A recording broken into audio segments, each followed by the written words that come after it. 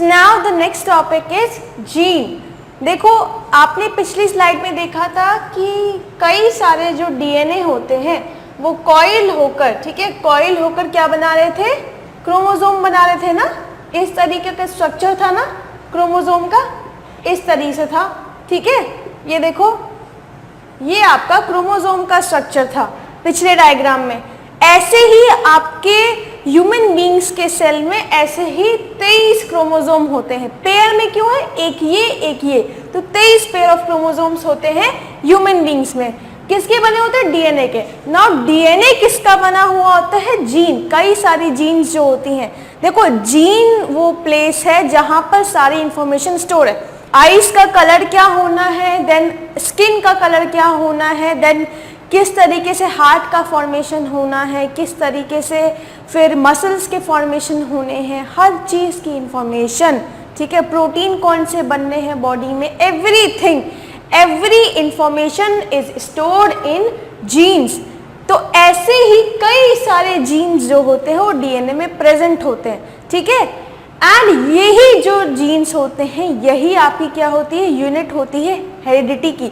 यानी कि यही जो कैरेक्टर्स होते हैं, पेरेंट्स से जो कैरेक्टर्स ऑफस्प्रिंग को मिलते हैं वो इसीलिए मिलते हैं क्योंकि पेरेंट के डीएनए यानी कि पेरेंट का जो जीन है वो बच्चे में जा रहा है, ठीक है। इसीलिए पेरेंट के जो भी कैरेक्टर्स हैं वो चिल्ड्रन को मिलते हैं। तो that is why we also call gene as a unit of heredity. It is very very important कि कई बार पूछ भी लेते हैं कि what is the unit of heredity. तो gene is the unit of heredity, ठीक है। जैसे कि अगर आपके बाल ब्राउन है, ठीक है, वो आपको कैरेक्टर किससे मिला है, आपकी मम्मी से मिला है, ठीक है। तो वो कैरेक्टर क्यों आया, क्योंकि जो मम्मी के जीन थे, ठीक है, वही जीन आपको मिले हैं। That is why you got the same hair colour like your mom, ठीक है। That is why we call gene as a unit of heredity, ठीक है। So let's begin with this. Gene, a gene is a unit of DNA. देखो कई सारे आपने unit पढ़े हैं, जैसे कि यूनिट ऑफ किडनी, यानी कि किडनी जिससे मिलकर बना था, क्या था वो, याद करिए, नेफ्रॉन्स, है ना। Similarly unit of nervous system, है ना, कंट्रोल एंड कोऑर्डिनेशन में आपने यूनिट ऑफ नर्वस सिस्टम पढ़ा था, जो कि क्या थी, nerve cells, that is neurons थी। सिमिलरली यूनिट ऑफ डीएनए या कहिए यूनिट ऑफ हेरिडिटी, जिससे कि सारी इंफॉर्मेशन पास ऑन होती, कैरेक्टर्स, ट्रेड्स पास ऑन होते हैं पेरेंट्स टू ऑफस्प्रिंग, उसकी जो यूनिट है वो क्या है, जीन है, ठीक है। So a gene is a unit of DNA on a chromosome which governs the synthesis of one protein. ये क्या करती है, ये गवर्न करती है सिंथेसिस, यानी कि जो भी कैरेक्टर्स हमारे पास हैं, ठीक है, वो क्यों है, क्योंकि हम कोई ना कोई प्रोटीन हमारे अंदर बन रहा है जिसकी वजह से वो कैरेक्टर आया है, ठीक है।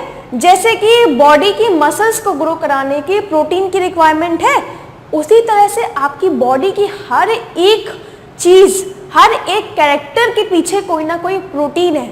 अगर आपकी आंखें ब्लू हैं तो वो इसलिए क्योंकि उसमें कोई प्रोटीन प्रेजेंट है, कोई पिगमेंट होगा जिसकी वजह से आपकी आंखें ब्लू हैं, ठीक है। तो हर एक कैरेक्टरिस्टिक के पीछे कोई प्रोटीन वर्क कर रहा होता है, तभी हम प्रोटीन्स को क्या बोलते हैं, बिल्डिंग ब्लॉक्स ऑफ लाइफ। आपकी पूरी लाइफ जो है वो प्रोटीन से बनी है। बॉडी का हर एक फीचर प्रोटीन से बना है। जैसे कि हमारे जो नेल्स है, हमारे नेल्स में कौन सा प्रोटीन होता है, केराटिन होता है, ठीक है। तो इस तरीके से कई सारे प्रोटीन्स हमारी बॉडी में प्रेजेंट होते हैं जो कि हमारी बॉडी में फंक्शन कर रहे हैं। कैरेक्टर्स, फीचर्स जो भी कुछ है वो सब प्रोटीन्स की वजह से है। अब इन प्रोटीन को बनाने वाला कौन है, जीन्स बनाती हैं। तो दैट इज वाई हम क्या कह रहे हैं कि जीन जो है वो यूनिट है हेरिडिटी की, क्योंकि सारी इंफॉर्मेशन जो होती है वो प्रोटीन की वजह से है। प्रोटीन को अल्टीमेटली कौन बना रहा है, जीन, ठीक है। तो अ gene is a unit of DNA on a chromosome which governs the synthesis of a protein that controls a specific characteristic. जैसे कि अगर बालों का कलर जो है वो ब्लॉन्ड है, ठीक है, जैसे कि फॉरेनर्स के जो बाल होते हैं वो ब्लॉन्ड कलर के होते हैं, तो उनके बालों में जो प्रोटीन प्रेजेंट होगा वो डिफरेंट होगा, इसीलिए कभी भी इंडियन जो ब्रीड होती है उनके बालों में कभी देखा है कि ब्लॉन्ड होते हैं? नहीं ना, हमारे बाल कैसे होते हैं? ब्लैक होते हैं, क्योंकि हमारे में जो प्रोटीन प्रेजेंट है वो ब्लैक के लिए है, जबकि जो फॉरेन में रह रहे हैं वहां पर जो प्रोटीन उनके बालों में है वो कुछ और प्रोटीन है जिसकी वजह से उनके बाल ब्लॉन्ड है। ठीक है, तो उनमें कोई और जीन प्रेजेंट होगा जो कि कोड कर रहा होगा उस पर्टिकुलर प्रोटीन के लिए, जिसकी वजह से उनके बाल कैसे हैं? ब्लॉन्ड। एंड हमारे में कोई दूसरा जीन प्रेजेंट है जिसकी वजह से हमारे बाल कैसे हैं? ब्लैक है। ठीक है, so it is the unit of heredity. तो मैंने आपको बताया ही था कि हेरिडिटी की यूनिट, क्योंकि सारे कैरेक्टर्स, सारे फीचर्स जो भी पेरेंट्स के होते हैं वो जीन के थ्रू ही ऑफस्प्रिंग में ट्रांसफर हो सकते हैं। ठीक है, जो गैमीट बनते हैं उसमें डीएनए जाता है, मेल का भी फीमेल का भी, तो male and female DNA recombine होता है। अब डीएनए के अंदर क्या है? जीन है, मेल पेरेंट के भी फीमेल पेरेंट के भी, तो हमको मिक्सचर मिलता है जीन्स का from our father as well as from our mother. ठीक है, तभी कुछ फीचर्स जो होते हैं वो हमारे फादर से मैच करते हैं, कुछ फीचर जो है वो हमारे मदर से मैच करते हैं, और कुछ एकदम डिफरेंट होते हैं। और वो डिफरेंट होने का रीजन क्या है? वेरिएशन, क्योंकि दोनों का डीएनए जब रिकम्बाइन होता है तो वेरिएशन आता है। दैट इज वाई कुछ फीचर एकदम ना मम्मी से मिलते हैं ना पापा से मिलते हैं, वो वेरिएशन की वजह से होता है, क्योंकि सेक्सुअल रिप्रोडक्शन में वेरिएशन बहुत हाई होता है। ठीक है, सो नेक्स्ट देखो, the transfer the characteristics from the parents to the offspring during reproduction. Reproduction के टाइम पर जो भी कैरेक्टरिस्टिक्स होते हैं वो पेरेंट्स से ऑफस्प्रिंग में जीन्स के थ्रू ही जाते हैं। ठीक है, मैंने आपको पहले ही बताया था कि जीन ही सारी इंफॉर्मेशन को स्टोर करता है। इंफॉर्मेशन मतलब जो प्रोटीन है, हर कैरेक्टर के लिए एक प्रोटीन रिस्पॉन्सिबल है, तो इनका काम क्या है? प्रोटीन को सिंथेसिस करना, तो इसीलिए इनका इतना इंपॉर्टेंट रोल है। Now next is genes work in pairs. जिस तरीके से आपके क्रोमोसोम जो थे वो पेयर में थे, है ना, डायग्राम में आपने देखा था एक क्रोमोसोम तो दूसरे क्रोमोसोम के साथ पेयर में था। ठीक है, तो ये आपके पेयर में है। इसके अंदर जो डीएनए होता है वो भी कैसा होता है? Double stranded. तो इसके अंदर जो जीन्स होंगे वो भी कैसे है? पेयर में। ये देखो पेयर में है इस तरीके से, इसीलिए बोल रहे हैं कि जो जीन्स होते हैं वो पेयर्स में वर्क करते हैं। For example, if height is a trait, जैसे कि हाइट क्या है? एक कैरेक्टर है ना, जैसे कि मान लीजिए आपके फादर की हाइट जो है वो टॉल है एंड जो आपकी मदर है उनकी हाइट छोटी है। ठीक है, सो वैसे ही यहाँ पे बताया गया है कि अगर हाइट एक ट्रेट है then there will be two genes which control them. तो दो जीन्स होती हैं जो कि उनको कंट्रोल करेगी, हाइट को कंट्रोल करने वाली दो जीन। एक जीन तो वो होगी जो कि लंबा बना सकती है, यानी कि हाइट लंबी कर दे, एंड दूसरी जीन जो है जो कि हाइट को शॉर्ट करती है। ठीक है, इन दोनों का कॉम्बिनेशन ही डिसाइड करेगा जो ऑफस्प्रिंग है वो टॉल होगी कि मीडियम होगी कि शॉर्ट होगी, यानी कि ड्वार्फ होगी। ड्वार्फ मतलब बौना। ठीक है, तो यहाँ पर क्या है? हाइट जो है वो ट्रेट है, यानी कैरेक्टर है, उसको गवर्न करने वाली मतलब कंट्रोल करने वाली दो जीन्स है। नाउ देखो विच इज कैपिटल टी। यहाँ पर कैपिटल टी वो जीन है जो कि टॉलनेस को सपोर्ट करेगी, मतलब अगर ये जीन आपके बॉडी में प्रेजेंट है तो आप टॉल होंगे। एंड दूसरी है स्मॉल टी, ये जीन जो होती है वो ड्वार्फ करती है, मतलब छोटा हाइट देगी। ठीक है, the former will be the tallness and the latter one will be dwarfness, मतलब जो पहली वाली जीन है वो टॉलनेस के लिए रिस्पॉन्सिबल है और जो दूसरी वाली जीन है कैप स्मॉल टी वो आपकी ड्वार्फनेस के लिए रिस्पॉन्सिबल है। तो एक जीन जो है वो कैपिटल टी, दूसरी जीन जो है वो स्मॉल टी। ठीक है, इस तरह के दो हैं ना। अब हम पढ़ेंगे इनके कॉम्बिनेशन को जिससे कि हाइट डिटरमाइन होए। Genes for controlling the same characteristics of an organism can be of two type. ना अब जो जीन है वो दो तरह की होती है, एक डोमिनेंट जीन, एक रेसेसिव जीन। जैसे कि आपने पिछले एग्जाम्पल में हाइट देखा था कि हाइट जो है उसको दो जीन कंट्रोल करती, capital T and small T. ना सपोज करिए, ठीक है, सपोज लेट अस सपोज कि ये फादर के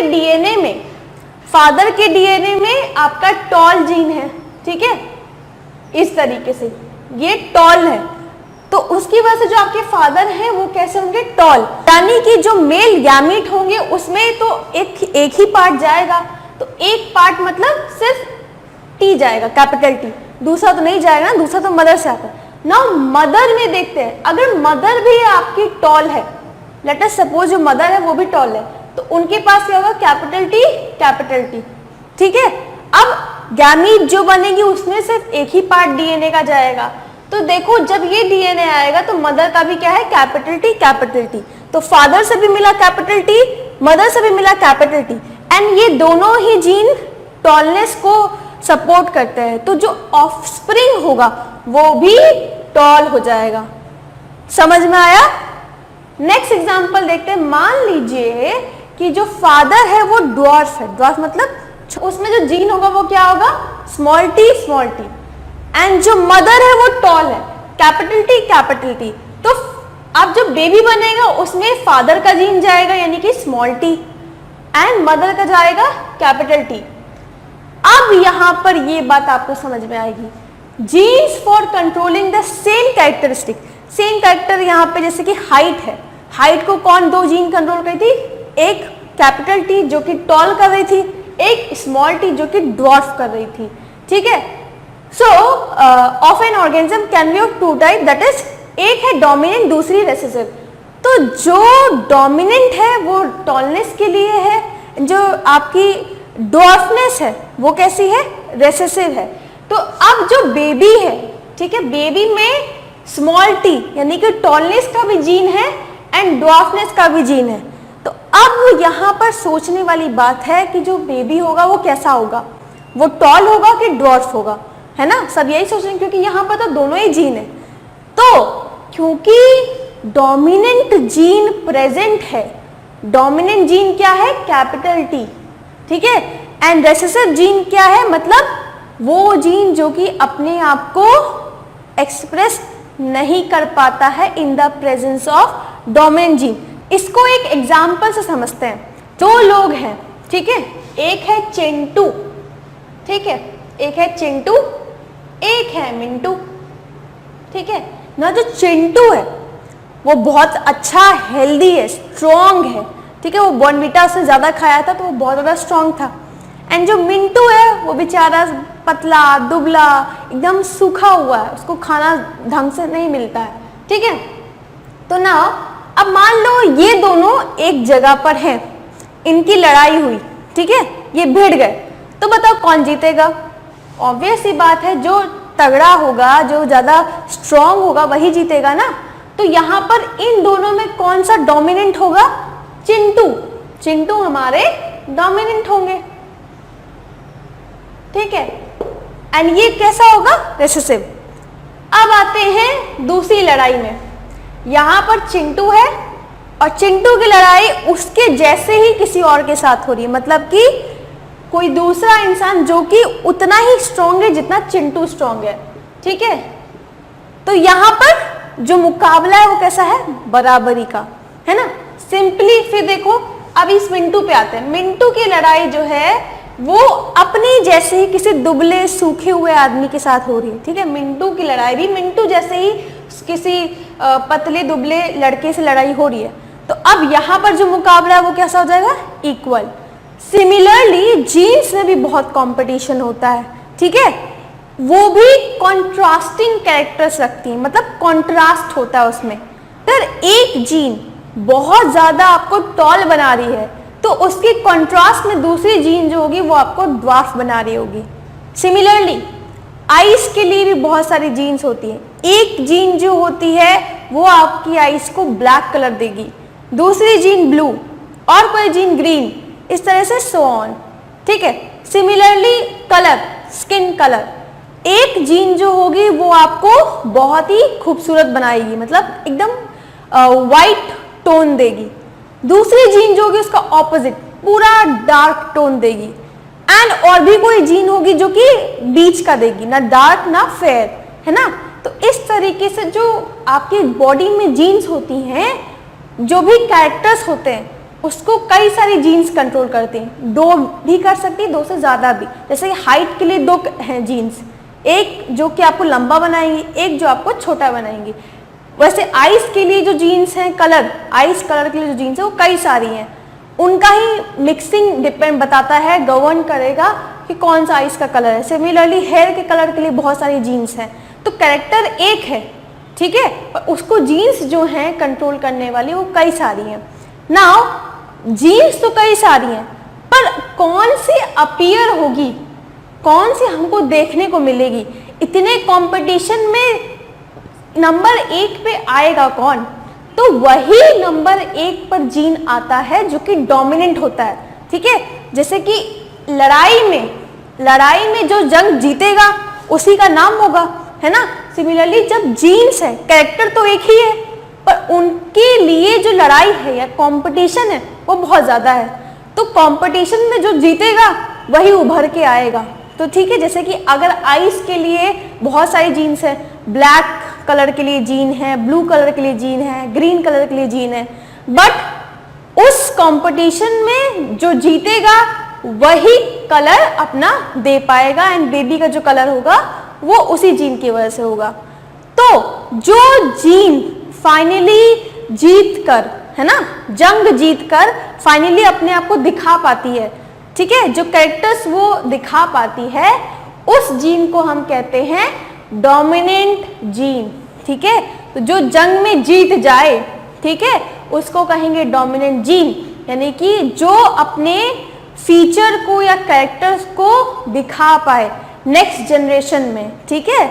ऑफस्प्रिंग में जो फीचर आपको देखने को मिल रहा है, ठीक है, या जो कैरेक्टर में देखने को मिल रहा है वो इसीलिए मिल रहा है क्योंकि उसके अंदर डोमिनेंट जीन है, ठीक है, वो सबसे लड़कर आई है, वो जीत के आई है जंग, ठीक है, तभी वो कैरेक्टर जो है ऑफस्प्रिंग में आया है।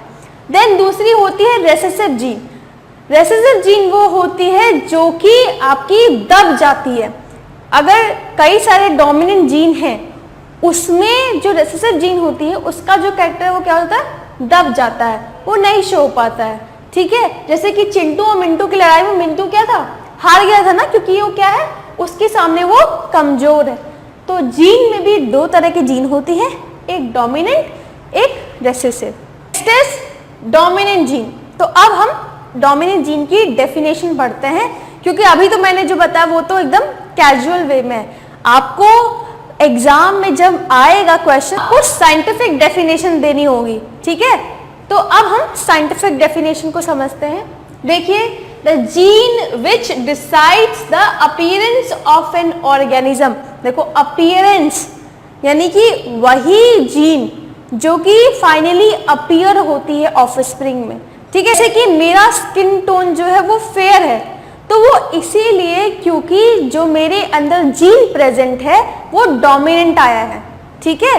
तो वो सारे जीन्स जो कि अपने आप को अपीयर कर पाते हैं, ठीक है, उनको ही हम कहते हैं डोमिनेंट जीन। तो देखो, the gene which decide the appearance of an organism, ठीक है, even in the presence of alternative gene is known as dominant gene. Next is recessive gene. Recessive gene कौन से होते हैं, वो तभी अपने आप को एक्सप्रेस कर पाएंगे अगर उनके जैसा ही दूसरा जीन होगा, यानी कि वो खुद रेसेसिव है, उनके जैसा ही जो दूसरा जीन है पेयर में वो भी रेसेसिव होना चाहिए। जैसे कि एग्जाम्पल, अगर फादर है वो भी डॉर्फ है एंड मदर है वो भी डॉर्फ है, यानी कि उनके डीएनए में कौन सा जीन होगा, स्मॉल टी, क्योंकि स्मॉल टी किसके लिए होता है, डॉर्फनेस के लिए। सिमिलरली मदर का जो डीएनए है उसमें भी आपका स्मॉल टी होगा। अब जब बेबी आएगा तो एक पार्ट तो फादर का डीएनए का होगा एंड एक पार्ट मदर के डीएनए का होगा, एंड ये क्या है, न्यूक्लियस। न्यूक्लियस के अंदर होता है ना, एंड न्यूक्लियस के बाहर क्या है, सेल। तो यानी कि ये जो बेबी का जाइगोट होगा, ठीक है, जो जाइगोट बनेगा, जाइगोट मतलब मेल एंड फीमेल गामी जब फ्यूज करेंगे तो उसमें फादर का एक डीएनए यानी कि स्मॉल टी, मदर का एक DNA small T. Now small T दोनों ही कैसे जीन है, रेसेसिव जीन है, एंड ये किसको कंट्रोल करते हैं, डॉर्फनेस। तो जो हाइट होगी इस चाइल्ड की जब ये पूरा डेवलप हो जाएगा तो अल्टीमेटली जो चाइल्ड आएगा वो भी कैसा होगा, ड्वार्फ होगा, यानी कि छोटा पैदा होगा, उसकी ज्यादा हाइट नहीं हो पाएगी फ्यूचर में। ठीक है, तो ये है आपका recessive gene. The gene which can decide the appearance of an organism, वो जीन जो कि ऑर्गेनिज्म के अपीयरेंस को तभी डिसाइड कर पाएगी अगर only in the presence of another identical gene, मतलब उसके जैसा ही दूसरा होना चाहिए, यानी कि स्मॉल टी है तो स्मॉल टी ही होना चाहिए, तो तभी वो आपका दिखेगा, वरना नहीं दिखेगा। अगर गलती से फादर का जीन्स कैपिटल टी होता तो अल्टीमेटली यहाँ जो जाइगोट बनता उसमें क्या होता, कैपिटल टी। ठीक है, तो फिर टॉल होता बेबी, बट क्योंकि दोनों ही पेरेंट्स कैसे हैं, ड्वार्फ है, तो इसीलिए जो बेबी है वो भी कैसा होगा, ड्वार्फ होगा, छोटी हाइट होगी उसकी जब वो फ्यूचर में ग्रो करेगा तो। ठीक है, नेक्स्ट इज जीनोटाइप। ना जीनोटाइप मतलब होता है कौन सा जीन प्रेजेंट है, मतलब किस टाइप का। देखो मैंने बताया ना आपको, जीन जो होते हैं वो हमेशा पेयर्स में होते हैं, जैसे कि अब आपका जैसे हाइट है, हाइट को जो जीन कंट्रोल कर रहे थे वो थे capital T and small T. ठीक है ना, इसके 3 कॉम्बिनेशन बन सकते हैं, या तो जो बेबी है उसमें दोनों ही जीन कैसे हो, कैपिटल टी, या हो सकता है दोनों ही जीन जो हो वो कैसे हो, स्मॉल टी, या हो सकता है फादर जो होगा वो टॉल होगा, मदर जो होगी वो ड्वार्फ होगी, तो ये मिक्स हो जाएगा। तो इन तीनों ही केसेस में जीनोटाइप मतलब होता है कौन सा जीन प्रेजेंट है। ठीक है, कैपिटल टी ये इसका जीनोटाइप, इसका जीनोटाइप क्या है, स्मॉल टी। ठीक है, इसका जीनोटाइप क्या है, small T and capital T. ठीक है, 3 तरह के जीनोटाइप है, मतलब कि कौन सा जीन प्रेजेंट है। जो जीन्स है वो आपके टोटली होमोलोगस है कि हेट्रोलोगस है। होमोलोगस मतलब अगर एक जैसे ही आइडेंटिकल जीन्स प्रेजेंट हो, और हेटेरोलोगस मतलब अगर डिफरेंट हो, एक टॉल के लिए एक ड्वार्फ के लिए, तो मिक्सिंग जहां होती है उसको बोलते हैं हेटेरो। ठीक है, एंड होमो मतलब एक जैसे ही है। ठीक है, तो देखो genotype is a description of gene, मतलब डिस्क्राइब कर रहे हैं हम कि कौन सा जीन है। ठीक है, क्योंकि देखो ये जो दोनों जीन्स हैं, ये दोनों ही जो बेबी होगा अल्टीमेटली इसमें टॉल होगा, लेकिन जीन इसमें दोनों में डिफरेंट है। एक में प्योर जीन प्रेजेंट है कैपिटल टी, एंड इसमें हाइब्रिड है, लेकिन क्योंकि यहाँ पर डोमिनेंट और रिसेसिव में वही एक्सप्रेस होता है जो कि डोमिनेंट होता है, तो अल्टीमेटली बेबी जो है वो आपका टॉल होगा, एंड इस केस में भी टॉल होगा, लेकिन दोनों ही केसेस में जो जीन है वो अलग है। एक में दोनों में कैपिटल टी है, एक में स्मॉल टी कैपिटल टी है। तो देखो genotype is a description, describe करता है कि कौन सा जीन है ऑर्गेनिज्म में। अब देखो there are a pair of letters में ही हम जीन्स को डिस्क्राइब करते हैं। जैसे कि देखो यहाँ पे मैंने दिया भी है, for example capital T, small T, capital T, small T. तो इस तरीके से और भी कैरेक्टर्स होंगे तो उसके लिए भी अलग जीन्स होते हैं। टॉलनेस के लिए यहाँ पर टी रखा है। ठीक है, नेक्स्ट इज फिनोटाइप। फिनोटाइप मतलब होता है जो कैरेक्टर हम देख पाते हैं अपनी आंखों से। ठीक है, जैसे कि अगर बेबी के डीएनए में जो जीन प्रेजेंट है वो है कैपिटल टी, स्मॉल टी, तो यहाँ पर तो दोनों ही जीन प्रेजेंट है, डोमिनेंट वाला भी रिसेसिव वाला भी, लेकिन कैरेक्टर कौन सा अपीयर होगा, टॉलनेस, क्योंकि जो टॉलनेस है वो डोमिनेंट जीन कंट्रोल कर रहा है, तो जो कैरेक्टर यानी कि बेबी होगा वो अल्टीमेटली कैसा होगा, टॉल होगा। सिमिलरली अगर बेबी में कैपिटल टी है तो देखो जीन इसमें डिफरेंस है, यहाँ पर जीनोटाइप कैसा था, स्मॉल टी कैपिटल टी, यहाँ पर प्योर है, प्योर मतलब यहाँ पर भी कैपिटल टी, यहाँ पर भी कैपिटल टी, तो दोनों ही केस में बेबी जो होगा वो कैसा होगा, टॉल पैदा होगा। ठीक है, बड़ी हाइट होगी उसकी। तो फिनोटाइप मतलब जो कैरेक्टर हम देख पाते हैं, ठीक है। तो जो भी जीन प्रेजेंट हो, अल्टीमेटली रिजल्ट क्या निकल के आ रहा है, दोनों ही केस में वो टॉल पैदा होगा। एंड अगर स्मॉल टी, अगर ऐसा जीन हो तो छोटा होगा, ड्वार्फ होगा। तो फिनोटाइप मतलब जो कैरेक्टरिस्टिक्स हम अपनी आंखों से देख पाते हैं, जैसे कि किसी की आंखें ब्लू हैं, तो ब्लू क्या है, कैरेक्टर। तो कैरेक्टर जो दिख रहा है उसके पीछे हम ये नहीं देख रहे कौन सा जीन प्रेजेंट है, हम बस ये कह रहे हैं कि आंखें ब्लू हैं, ठीक है। तो दैट इज कॉल्ड फिनोटाइप। तो देखो the characteristic which is visible in organism, तो वो कैरेक्टरिस्टिक जो कि देख पाते हैं, जैसे कि दोनों ही केस में भले ही इसमें कोई और जीन प्रेजेंट है, इसमें कोई और जीन प्रेजेंट है, लेकिन दोनों ही केस में रिजल्ट क्या है, दोनों ही टॉल है। तो ये हो गया आपका फिनोटाइप, ठीक है। ये सब बहुत इंपॉर्टेंट टर्म है, जब आप मेंडल में जाएंगे, मेंडल के इनहेरिटेंस को स्टडी करेंगे तो ये आना है, इसीलिए बहुत ध्यान से सुनिए, ठीक है। सो देखो the characteristics which is visible in an organism is called its phenotype. For example for a gene pair, देखो एक जीन पेयर है कैपिटल टी एंड दूसरे में है capital T small T. Now the visible character that we can see in the following plant will be, visible character दोनों ही में toll होगा, दोनों ही जो हो, नो मैटर इसमें कौन सा जीन प्रेजेंट है और इसमें कौन सा जीन प्रेजेंट है, दोनों ही केस में क्या है, टॉल है। तो जो विजिबल कैरेक्टर हमको देखने में आ रहा है वो क्या है कि दे बोथ आर टॉल, जबकि इनका जीनोटाइप सेम नहीं है, एक में जीनोटाइप अलग है, दूसरे में जीनोटाइप अलग है, ठीक है। और अगर स्मॉल टी प्रेजेंट होगा तो डॉर्फ। तो ये जो टॉल है ये डॉर्फ है, ठीक है। किसी की आंखें ब्लू हैं, किसी की आंखें ब्लैक हैं, ठीक, किसी का स्किन डार्क है, किसी का स्किन लाइट है। तो ये सारी जो चीज़ें हैं ये क्या है, कैरेक्टर है जो कि हमको देखने को मिलते हैं। अब इसके पीछे कौन सी जीन है वो हम जीनोटाइप में डिस्क्राइब करते हैं, बट जो कैरेक्टर्स हम देख पा रहे हैं उसको हम फिनोटाइप में डिस्क्राइब करते हैं, ठीक है। अब हम सारे टर्मिनोलॉजीज को कवर कर चुके हैं। So now we will move on to the Mendel's work, ठीक है। अब हम मेंडल की जो भी इनहेरिटेंस स्टडी थी उसको पढ़ेंगे, वहां पर ये सारी टर्मिनोलॉजीज फिर से आएंगी। Now the next topic is beginning of genetics.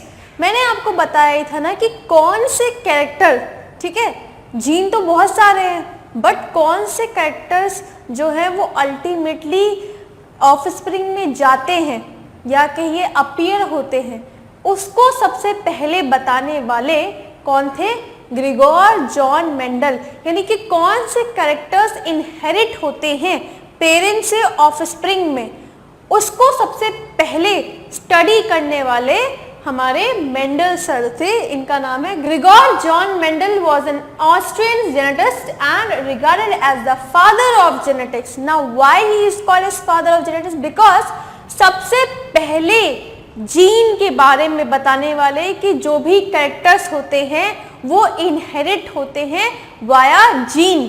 तो जीन जो है वो यूनिट है हेरिडिटी की।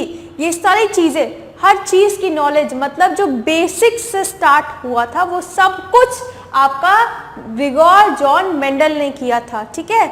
उन्होंने ही सबसे पहले शुरुआत करी थी, उसके बाद फिर फ्यूचर में स्टडीज और आगे बढ़ी एंड अब तो टेक्नोलॉजी बहुत एडवांस हो गई है, बहुत सारे वर्क जो हैं वो जीन जेनेटिक्स को स्टडी करके हो रहे हैं, इसके एप्लीकेशंस बहुत ज़्यादा है, ठीक है। तो देखो, Mendel was the first scientist to make a systematic study of patterns of inheritance which involved the transfer of characteristics from the parents to progeny। वो सबसे पहले थे जिन्होंने पैटर्न्स की कौन से कैरेक्टर्स, कौन से फीचर्स जो हैं वो पेरेंट के इनहेरिट होते हैं, एंड इनहेरिट करने वाला कौन है, मतलब जो अभी हमको ये पता है ना कि जीन करता है, उस टाइम पे ये नॉलेज नहीं थी। तो बताने वाला कि जीन के थ्रू ही जो कैरेक्टर्स होते हैं वो पास ऑन होते हैं पेरेंट्स से ऑफस्प्रिंग में, एंड देन पैटर्न्स की ये जो हमने बताया कि डोमिनेंट होता है, रेसेसिव होता है, ये सारी चीज़ें हमें अपने आप से नहीं पता चली है, ये हमको इन्हीं ने बताया है, ठीक है, जब आप इनके एक्सपेरिमेंट्स पढ़ोगे तभी आपको पता चलेगा कैसे उन्होंने कितनी बेहतरीन तरीके से सारी चीज़ों को एक्सप्लेन किया। एक और ख़ास बात ये थी कि इन्होंने जब जेनेटिक्स के कॉन्सेप्ट को समझाया, ही used high level of mathematics, उन्होंने उसमें बूलियन अलजेब्रा का यूज़ किया था, स्टैटिस्टिक्स का यूज़ किया था। तो आप समझ सकते हैं उस टाइम के हिसाब से इनकी नॉलेज बहुत ज़्यादा थी। इन्होंने मैथ्स को यूज़ किया। जब ज़्यादातर क्या होता है, जो बायोलॉजी के टीचर्स होते हैं, साइंटिस्ट होते हैं, they are very weak in maths, तो मैथ्स को वो अवॉइड करते हैं, ठीक है, जबकि ये एक्सेप्शन थे। इन्होंने मैथ्स में भी इनकी कमांड थी। ही used Boolean algebra and the statistics को यूज़ करके इन्होंने कई सारे पैटर्न्स को स्टडी किया था। तो दैट इज़ वाई इनका वर्क जो है वो काफ़ी कमेंडेबल है। बट ड्रॉबैक क्या हो गया इनके वर्क को, क्योंकि इन्होंने मैथ्स यूज़ करी थी एंड उस टाइम के साइंटिस्ट इतने पढ़े लिखे नहीं थे कि इनके इतने बेहतरीन काम को समझ सके। तो इसीलिए वो जो जब इन्होंने अपना वर्क पब्लिश किया कि ऐसा ऐसा होता है, तो उस टाइम पे किसी ने भी इनके वर्क को वैल्यू नहीं किया, अप्रिशिएट नहीं किया। सबको लगता था कि ये सब बकवास बातें, गलत है। जब इनकी डेथ हो गई तब पीपल हैव एक्नॉलेज कि नहीं, जो भी इन्होंने कहा, जो भी इन्होंने स्टडी करी है, एक्सपेरिमेंट किए हैं, वो सारे करेक्ट थे, सब एकदम परफेक्ट थे। तो his work is acknowledge only after his death. जब तक वो जिंदा था तब तक इनके वर्क को किसी ने भी एक्नॉलेज नहीं किया। And after he passed away, उसके बाद ही लोगों ने इनके एक्सपेरिमेंट्स को, उनके वर्क को अप्रिशिएट किया, एक्नॉलेज किया। Then he was given the Nobel prize, ठीक है। तो this was all about the Mendel. तो थोड़ी बहुत जानकारी मेंडल के बारे में इसमें थी। This was all about the Grigor John Mendel. So that is why लोगों ने इनके वर्क को अप्रिशिएट करने के लिए, एक्नॉलेज करने के लिए इनको फादर ऑफ जेनेटिक्स की उपाधि दी, ठीक है, क्योंकि इन्होंने ही शुरुआत करी थी। बट वही बात है कि जब तक वो जिंदा थे तब तक तो उनके वर्क को किसी ने एक्नॉलेज नहीं किया, तो आफ्टर डेथ उसका कोई फ़ायदा नहीं है ना। बट हाँ, ये बात है कि जो जेनेटिक्स जो है वो आज इतने हाई लेवल पे पहुंच गई है, तो इसमें सबसे बड़ा हाथ जो है वो इन्हीं का है, ठीक है। तो इनका वर्क कमेंडेबल था। नेक्स्ट देखो, Mendel choose pea plant for studying inheritance. Now कौन से कैरेक्टर्स पेरेंट्स से प्रोजेनी में इनहेरिट होते हैं, प्रोजेनी मतलब ऑफस्प्रिंग में इनहेरिट होते हैं, उसकी स्टडी करनी थी उनको। और एक नहीं, कई सारे जनरेशन की उन्होंने स्टडी करी, सो दैट कि उनको पता लग सके कि किस तरह का पैटर्न होता है, कौन रिस्पॉन्सिबल है, वगैरह वगैरह।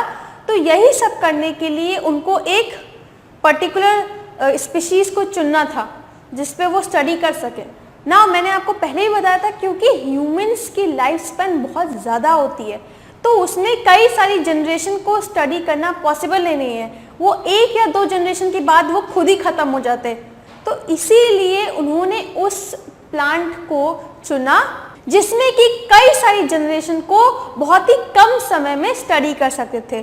तो इन्होंने पी प्लांट को चुना क्योंकि एक महीने में ही उसकी कई सारी जनरेशन वो आराम से स्टडी कर पाए, एंड उसी से उन्होंने इनहेरिटेंस, जीन्स एंड कई सारे कॉन्सेप्ट एंड उनके जो लॉस थे उनको उन्होंने बताया, ठीक है। सो देखो, Mendel choose pea plant for studying inheritance because P plant had a number of clear cut difference. Now differences क्या मतलब कंट्रास्टिंग कैरेक्टर्स, जैसे कि ह्यूमन बींग्स में तो बहुत सारे कंट्रास्टिंग कैरेक्टर्स है, जैसे कि आईज का कलर, ठीक है, हेयर कलर, स्किन टोन। उसी तरह से उन्होंने उसी प्लांट को चुना जो कि कई सारे कैरेक्टर्स को शो करता हो। तो पी प्लांट एक ऐसा प्लांट था जिसमें बहुत सारे कंट्रास्टिंग कैरेक्टर्स थे, जैसे कि फ्लावर्स। कुछ पी प्लांट उन्होंने देखा कि वो कैसे हैं, पर्पल कलर के, और कुछ देखा वाइट कलर के हैं, ठीक है। कुछ जो मटर थे, ठीक है, वो एकदम राउंड थे, जबकि कुछ मटर के दाने वो रिंकल थे, ठीक है। देन कुछ जो पॉड है, पॉड मतलब जिसमें मटर होता है, वो आपका पफ्ड था, ठीक है, पफ्ड। एंड दूसरे में आपका इस तरह से था, ब्लॉटेड था, ठीक है, ये। देन हाइट, कुछ जो पी प्लांट थे वो टॉल थे, एंड कुछ शॉर्ट थे। तो इस तरीके से 7 पेयर ऑफ कॉन्ट्रास्टिंग कैरेक्टर्स उनको देखने को मिले। 7, मैंने आपको अभी 1, 2, 3 बताएं, ऐसे ही 7 कैरेक्टर्स थे जिनको उन्होंने देखा, ऑब्जर्व किया, तब जाके इन्होंने डिसाइड किया कि हम पी प्लांट को लेंगे क्योंकि इसमें बहुत सारे कॉन्ट्रास्टिंग कैरेक्टर्स विजिबल हैं। उसके बाद ही उसकी स्टडी करी, उसके बाद वो कई सारे कंक्लूजन्स पे आए। ठीक है, तो देखो his experiments with garden pea. Now garden pea मतलब होता है पाइसम सताइवम, इसका साइंटिफिक नेम है पाइसम सताइवम। ठीक है, and together with his interpretation constitute the foundation of modern genetics. तो अब ये जो जेनेटिक्स अभी आप पढ़ रहे हो उसकी फाउंडेशन मतलब नींव जो है वो किसने रखी थी? मेंडल सर ने, इन्होंने ही स्टार्ट किया। Next is Mendel conducted his hybridisation experiments in the garden behind the monastery. Next is Mendel blended his knowledge of science and mathematics. मैंने आपको बताया ही था कि he was very good in mathematics, जबकि उस टाइम पे जो साइंटिस्ट हुआ करते थे they were not good in mathematics, मतलब बायोलॉजी के जो साइंटिस्ट थे, ठीक है, उनकी मैथमेटिक्स कभी स्ट्रॉन्ग नहीं होती थी, बट इनकी स्ट्रॉन्ग थी। He use mathematics and as well as statistics, and उसके हिसाब से उन्होंने डेटा कलेक्ट किया था, उसके अकॉर्डिंग उन्होंने सबको क्या किया? बैलेंस किया। ठीक है, तो and was the first one two keep count of individuals exhibiting. तो जो भी कैरेक्टर्स उनको देखने को मिल रहे थे उस सबको उन्होंने नोट करते गए, देन उसके हिसाब से उन्होंने रेशियो दिया कि कौन से कैरेक्टर्स जो हैं वो किस रेशियो में इनहेरिट हो रहे हैं वगैरह वगैरह, वो सब अभी आप बाद में पढ़ोगे। बट कहने का क्या मतलब है कि he was beyond his time, way beyond his time, अपने टाइम से बहुत ज़्यादा आगे थे, काफ़ी इंटेलिजेंट थे वो। ठीक है, next is reason to choose pea plant by Mendel. Now ये आपके 2 नंबर के क्वेश्चन में बहुत ही ज़्यादा पूछा जाता है कि why he chosen the pea plant, क्योंकि उनको कई सारी जनरेशन की स्टडी करनी थी, तो इसीलिए उसी प्लांट को या उसी ऑर्गेनिज्म को वो चूज करना चाहेंगे ना जिसकी लाइफ स्पैन छोटी हो। जैसे कि फादर एंड मदर, उनके बच्चे, फिर उनके बच्चे, फिर उनके बच्चे, तो इस तरह से कई सारी जनरेशन को स्टडी करना था। तो ऐसे ऑर्गेनिज्म को ना चूज किया जाएगा जो कि लाइफ स्पैन जिनकी छोटी हो, तो वो इजीली वो जो कैरेक्टर्स इनहेरिट हो रहे हैं उसको समझ पाए, अंडरस्टैंडिंग क्लियर हो सके। तो दैट इज वाई सबसे पहला रीजन यही है कि जनरेशन जो है, कई सारी जनरेशन को स्टडी करना था उनको, तो इसीलिए उसी ऑर्गेनिज्म यानी पी प्लांट को इसीलिए चुना क्योंकि इसकी लाइफ स्पैन बहुत ही कम थी। 1 महीने में ही उन्होंने काफ़ी सारी जनरेशन की स्टडी कर ली थी। ठीक है, नेक्स्ट है, अब उनको दूसरा चाहिए था कि उसमें कई सारे कॉन्ट्रास्टिंग कैरेक्टर्स हैं होने चाहिए। ठीक है, जैसे कि ह्यूमन बींग्स में तो बहुत सारे हैं, हमारी आइज का कलर भी डिफरेंस है, हाइट में डिफरेंस होता है, स्किन टोन में डिफरेंस है, हेयर कलर में डिफरेंस है ना, बहुत सारे कैरेक्टर्स हैं। तो उनको ऐसा ही कोई ऑर्गेनिज्म चाहिए जो कि कई सारे कॉन्ट्रास्टिंग कैरेक्टर्स को कैरी करता हो। तो पी प्लांट उसके लिए बेस्ट था क्योंकि इसमें भी कई सारे कॉन्ट्रास्टिंग कैरेक्टर्स थे। तो जब वो अपने गार्डन में गए तो उन्होंने देखा कि जो गार्डन पी प्लांट है, यानी कि उनके गार्डन में लगा होगा, है ना, मटर का पेड़, तो उसमें क्या था, कुछ उनमें प्लांट जो थे वो वाइट फ्लावर दे रहे थे, कुछ पर्पल, कुछ बड़े थे, कुछ छोटे थे, कुछ के जो पॉट थे वो फूले हुए थे, कुछ के ब्लोटेड थे। ठीक है, इस तरीके से। ठीक है, देन किसी के जो दाने थे, मटर के दाने, वो राउंड थे, किसी के रिंकल थे, है ना, देन किसी का कलर ग्रीन था, किसी का येलो था। ठीक है, इस तरह से कई सारे कैरेक्टर्स उनको देखने को मिले, कॉन्ट्रास्टिंग कैरेक्टर्स। तो that is why he chosen the pea plant. So सबसे पहले देखो, they show variety of contrasting characters. तो ऐसे उन्होंने 7 कॉन्ट्रास्टिंग कैरेक्टर्स को देखा, जिसकी वजह से उन्होंने डिसाइड किया कि यही वो यूज करेंगे। दूसरा देखो, दे वर सेल्फ पॉलिनेटिंग। नाउ क्योंकि ज़्यादातर जो प्लांट होते हैं उनमें क्रॉस पॉलिनेशन होता है, तो उनको रिप्रोडक्शन कराने के लिए सबसे पहले ज़रूरत है कि कोई इंसेक्ट आकर उनमें पॉलिनेशन कराए। तो उतना टाइम तो था नहीं, तो पी प्लांट क्या है, इनका एडवांटेज ये है कि ये खुद ही पॉलिनेट हो जाते हैं, इनको किसी का वेट नहीं है कि आपका इंसेक्ट आएगा या कोई विंड आए या एयर आए जिसकी वजह से वो पॉलिनेशन हो फिर रिप्रोडक्शन हो, नहीं, अपने आप से ही रिप्रोडक्शन परफॉर्म कर लेते थे, है ना, खुद से ही पॉलिनेशन हो गया, खुद से ही जो एंथर है वो स्टिग्मा पे गिर गया, पॉलिनेशन हो गया।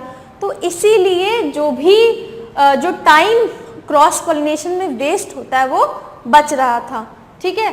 सो they were self pollinating which enable them to produce next generation of plant easily. तो जो नेक्स्ट जनरेशन थी वो काफ़ी जल्दी देखने को मिल रही थी, जबकि अगर क्रॉस पॉलिनेशन होता तो उसमें बहुत टाइम लग जाता, क्योंकि उसमें इंसेक्ट यानी कि किसी और ऑर्गेनिज्म पे डिपेंडेंस होती है, ठीक है।